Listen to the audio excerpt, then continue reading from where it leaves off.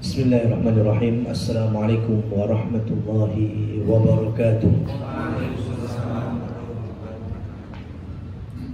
Alhamdulillah rabbil alamin.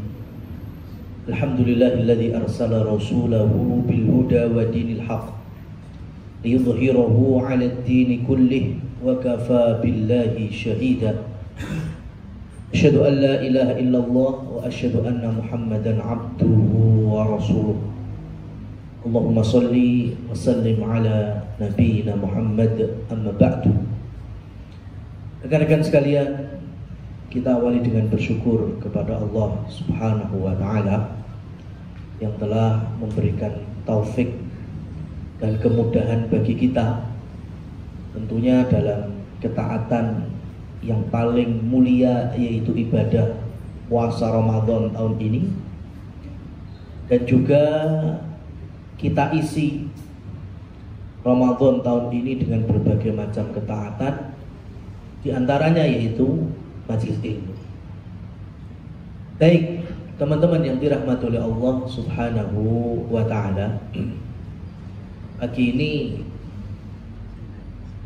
saya ingin menghadirkan satu hadis di mana nantinya niatnya sih bisa membawa motivasi secara pribadi dan saya tularkan kepada teman-teman semuanya, supaya Ramadan betul-betul kita giatkan di dalam ngaji Quran, atau yang proses pun ya proses menuju ngaji Quran, yang mungkin iqra'nya atau beberapa metode yang lainnya. Rasulullah Shallallahu Alaihi Wasallam bercerita ini dalam hadis sahih, diriwayatkan oleh Imam Ahmad bin Hanbal dan juga imam-imam hadis lainnya. U'titu makanat Tauratis sab'at tiwal. Aku Allah anugerahkan punya sesuatu yang setaraf dengan Taurat. Taurat itu diturunkan kepada Nabi Musa alaihissalam. Jadi aku ini, kata Rasulullah SAW, Allah berikan kitab suci Al-Quran. Dan di dalam kitab Al-Quran itu ada yang selevel dengan kitab Taurat yang Allah turunkan kepada Nabi Musa. Apa itu as-sab'ut tiwal? Yang disebut dengan sab'ut tiwal, artinya 7 surat terpanjang dalam Al-Quran. Ngitungnya gimana? Ngitungnya kalau dari depan, ya, setelah Al-Fatihah itu ada surat Al-Baqarah, itu yang pertama. Kemudian terus pindah Al-Baqarah, berarti ada Ali Imran, sampai nantinya surat Al-Anfal. Karena 2 surat Al-A'raf dan Al-Anfal itu terhitung 7 yang ketujuh. Jadi surat Al-Baqarah sampai surat Al-Anfal itu yang dikenal dengan sab'u tiwal. Ya, sebutannya apa tadi? Sab'u tiwal. Sab'u itu 7, tiwal yang terpanjang. Ya, makanya sab'u tiwal 7 surat terpanjang dalam Al-Quran, dari Al-Baqarah sampai Al-Anfal. Jadi kalau kita ngaji surat Al-Baqarah, kemudian surat Ali Imran, surat An-Nisa, Al-Maidah, ya, dan seterusnya sampai Al-Anfal, itu selevel dengan Taurat yang Allah turunkan kepada Nabi Musa. Karena hari itu kan masyarakatnya nggak cuma kaum muslimin saja. Di Madinah ada orang-orang Yahudi. Mereka mengunggulkan kalau mereka itu juga punya kitab suci loh, Taurat. Bahkan secara jumlah lembar-lembarannya itu lebih tebal Taurat itu. Tapi Rasul memastikan di hadapan para sahabat, nggak usah minder, nggak usah ngerasa kalah. Kalau Allah turunkan Taurat, maka Allah turunkan Al-Quran kepadaku, dan Allah berikan yang selevel dengan Taurat. Apa itu? Sab'ut tiwan, 7 surat yang terpanjang. Cirinya ya ayatnya panjang-panjang. Contohnya kalau Al-Baqarah itu setengah halaman aja bisa aja, cuma 1 ayat. Jadi 1 lembar bolak-balik bisa aja cuma 4 atau 5 ayat. Kemudian wa u'titu makana zaburil mi'in, dan Allah berikan kepadaku dari Al-Quran itu yang levelnya sebagaimana kitab Zabur yang Allah turunkan kepada Nabi Dawud alaihissalam. Nabi Dawud Allah berikan di antara keutamaan atau mukjizatnya yaitu suara yang indah kalau ngaji. Sehingga kalau ngaji Zabur bukan hanya burung-burung aja yang berhenti berkicau, semua makhluk juga ikut mendengarkan. Bahkan terkadang ikut bertasbih. Contohnya gunung.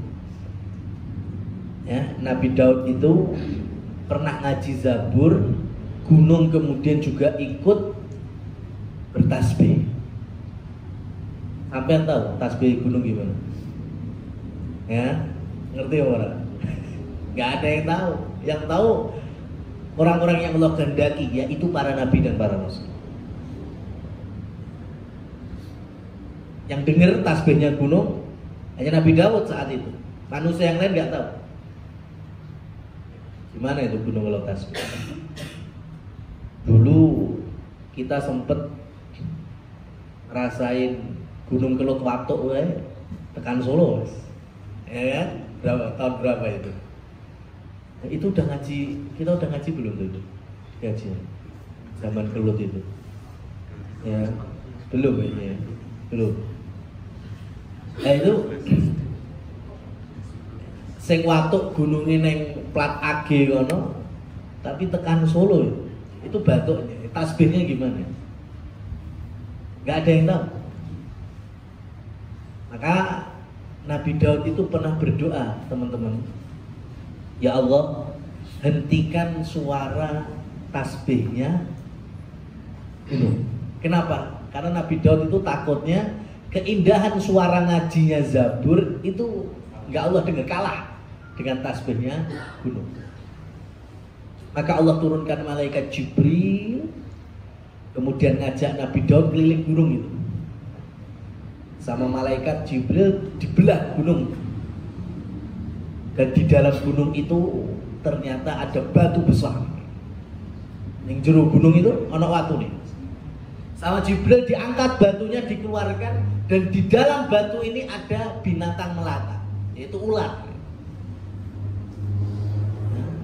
Yang juga bertasbih. Nabi Daud aja penasaran. Ini ulo ini nek mangan, ya ngombene piye? Wis ning ngisor watu, watune ning jero gunung. Di sini malaikat Jibril ingin mengajarkan kepada Dawud alaihissalam, ular saja yang ketika tasbih Allah dengar, padahal posisi ning ndi? Ning ngisor watu, ning jero gunung. Jadi nggak usah ngereken yang lainnya. Dawud, awakmu ngaji wae. Ya, ngaji saja. Masalah nanti Allah dengar, Allah itu maha mendengar dan maha mengetahui. Lah wong sing kula wae Allah tahu. Padahal posisinya di dasar gunung, di bawah batu. Maka kamu ngaji, Allah maha mendengar. Gunung bertasbih, Allah juga maha mendengar. Maka Ramadan, teman-teman harusnya membawa inspirasi bagi kita, ya. Perbanyak ngaji, ba'da sholat, rakitan seayat, 2 ayat. ya, atau bisa tambah,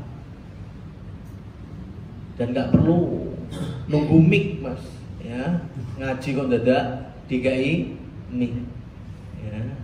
Karena ngaji pakai mic itu antara dua sisi. Lek ketemu bacaannya apik, suaranya apik, nah itu oke-oke aja. Masalahnya lek wis ora kena bacaane apik, tajwidnya plus suarane ya ngalor ngidul.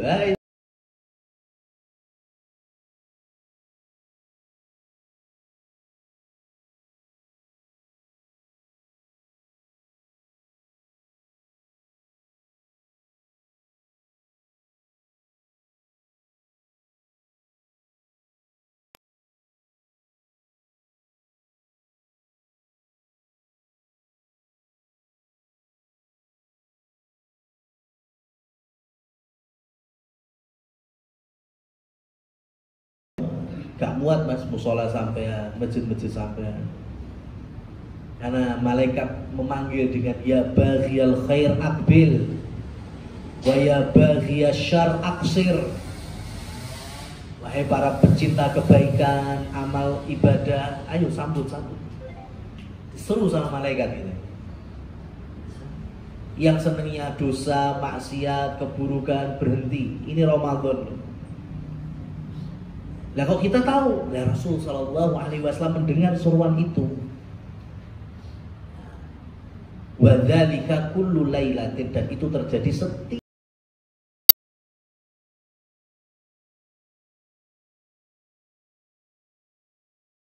Lanjutkan hadisnya. Rasul Shallallahu Alaihi Wasallam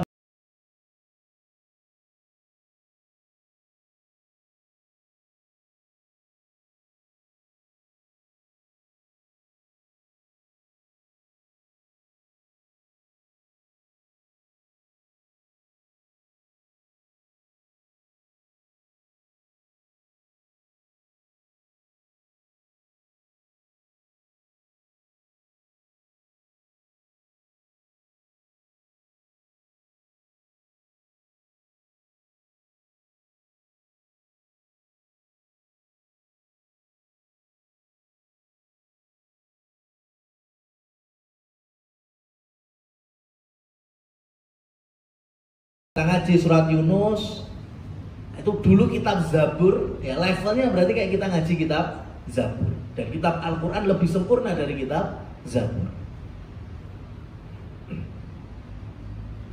Wa u'titu makanal injili al-mathaniyah. Kemudian Rasul lanjutkan lagi. Dan aku, Allah berikan anugerah dari Al-Quran yang selevel dengan Injilnya Nabi Isa alaihissalam. Ya, Nabi Isa Allah berikan Injil, dan ternyata di dalam Al-Quran ada yang selevel dengan Injilnya Nabi Musa. Apa itu Al-Mathani? Surat-surat yang ayatnya ada pengulangan, itu dikenal dengan surat Al-Mathani. Contohnya yang paling gampang dan insya Allah hafal semua yaitu surat Al-Fatihah. Surat Al-Fatihah itu nama lainnya yang punya gelar banyak itu Al-Fatihah. Ada yang disebut Ummul Kitab, ya, atau Ummul Quran. Ada juga Sab'ul Mathani, 7 ayat yang diulang-ulang. Maksudnya diulang-ulang itu apa? Pertama, diulang-ulang setiap sholat. Nah, mungkin toh sholat ramojo Al-Fatihah, ya. Pasti setiap sholat kita baca Al-Fatihah. La sholata illa bifatihatil kitab. Itu pengulangan pertama. Pengulangan yang kedua yang dimaksud karena corak dan nuansa ayatnya banyak diulang. Saya jelaskan. Contoh ya. Bismillahirrahmanirrahim. Bismillah ada Allahnya. Ayat berikutnya Alhamdulillahirabbil alamin. Alhamdulillah ada Allahnya. Bismillah Allah, alhamdulillah Allah. Bismillahirrahmanirrahim. Ayat berikutnya ada Ar-Rahman Ar-Rahim. Diulangi lagi, dibaleni lagi. Iyyaka na'budu, iyyaka pertama, na'budu wa iyyaka nasta'in, iyyaka yang kedua. Dibaleni lagi. Ihdinas siratal mustaqim, ada sirat. Ayat berikutnya siratal ladzina an'amta. Siratnya diulangi lagi. Jadi kalau sampai pengen tahu Injil yang Allah turunkan kepada Nabi Isa itu coraknya model gitu, banyak pengulangan ayat. Mirip kalau di dalam Al-Quran surat Al-Fatihah. Maka orang-orang, ya ini kasih tahu ya, dari sisi sejarah dulu, Rasul Shallallahu Alaihi Wasallam itu pernah nyuratin orang-orang Romawi, termasuk Heraklius atau Hirokla. Ya, suratnya dari Nabi intinya aslim taslam, masuk Islam kamu akan selamat.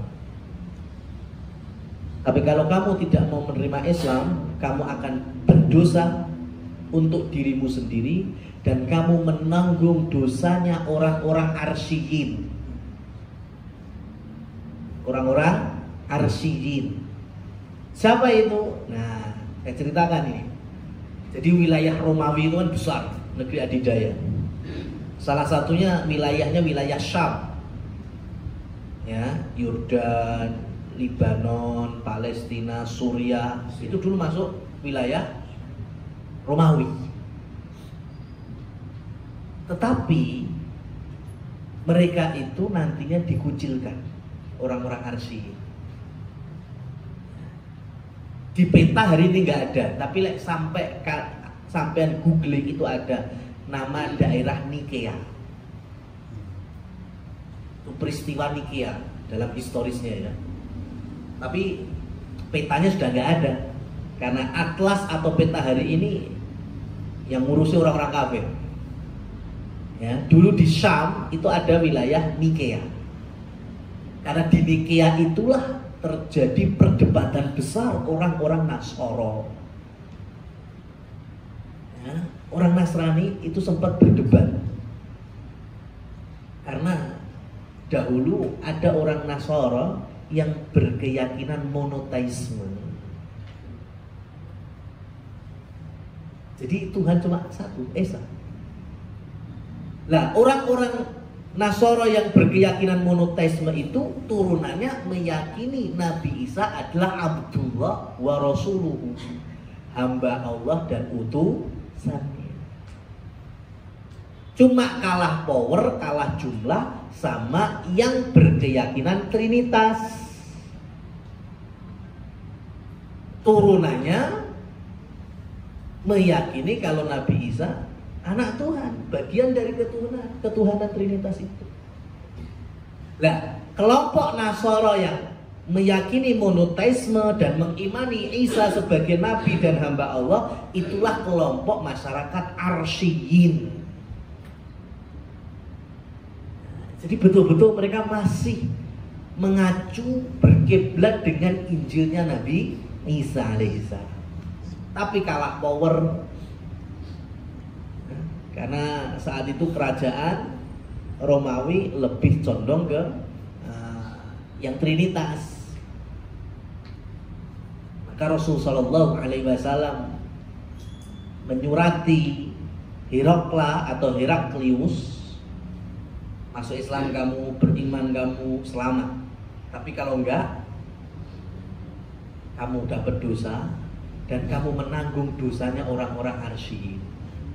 Kenapa? Karena mereka yang lebih tahu Injil tapi dikucilkan akhirnya, dijadikan masyarakat kelas 2, nggak dianggap. Padahal masih sama-sama satu keyakinan, sama-sama Nasoro, tapi nggak dianggap. Dan Heraklius saat itu tahu kebenarannya, tahu, karena habis baca surat itu manggil kafilah dagang Arab. Siapa yang ada di Romawi saat itu? Ternyata Abu Sufyan. Abu Sufyan belum masuk Islam. Cuma Nabi SAW bertanya, saya pengen dialog, pengen interview orang yang hubungannya paling dekat di antara kalian dengan Nabi baru ini. Abu Sufyan tetap angkat tangan, saya. Dari sisi apa? Saya itu punya anak namanya Ummu Habibah. Nah, itu dibek bojo mbek Nabi kuwi. Ya, berarti hubungan Rasul dengan Abu Sufyan menantu dan mertua. Yang kedua, saya itu punya adik. Saya Abu Sufyan bin Harb. Saya punya adik namanya Ummu Jamil binti Harb. Dan Ummu Jamil itu nikah dengan Abu Lahab. Abu Lahab pak lei Nabi kuwi. Ya, jadi hubungannya dekat sekali dengan Rasulullah Sallallahu Alaihi Wasallam. Maka kemudian diajak ngobrol. Pertanyaan pertama, apakah Nabi baru yang muncul dari kaummu itu dulunya adalah raja, keturunan dari para raja? Dijawab oleh Abu Sufyan, bukan. Oh ya sudah, benar berarti. Loh, maksudnya iya, sesuai dengan petunjuk Injil. Karena di dalam Injil, Nabi akhir zaman dan penutup semua para nabi dan kerasulan itu bukan dari keturunan raja.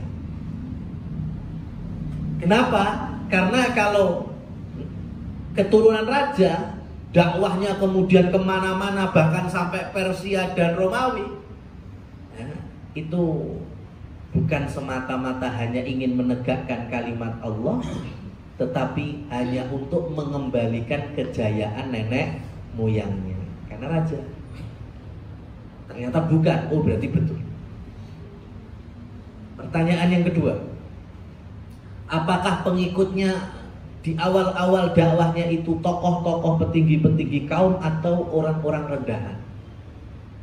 Abu Sufyan menjawab, orang-orang rendahan, bahkan budak, kaum yang lemah. Betul. Karena di Injil juga disampaikan demikian. Yang masuk Islam duluan kan banyak yang budak, orang-orang lemah. Tokoh-tokohnya bisa dihitung. Soal yang ketiga, apakah dia dari nasab yang mulia? Abu Sufyan menjawab, iya, bahkan dari nasab yang paling terhormat di antara kami. Quraisy dari Bani Hashim. Betul berarti. Jadi semua para nabi menurut Injil, kata Heraklius, itu pasti dari nasab yang mulia. Ingat loh ya, nasab yang mulia, bukan masalah berharta. Karena nasab mulia belum tentu sugih, tapi nasab yang mulia. Kalau masalah kaya itu urusan yang kesekian kali. Karena dulu ada kisah Nabi Samuel, teman-teman. Nabi Samuel alaihissalam itu kan Nabi Bani Israel. Bani Israel itu pernah bertanya, wahai Samuel, kami pengen raja yang baru, kasih saran.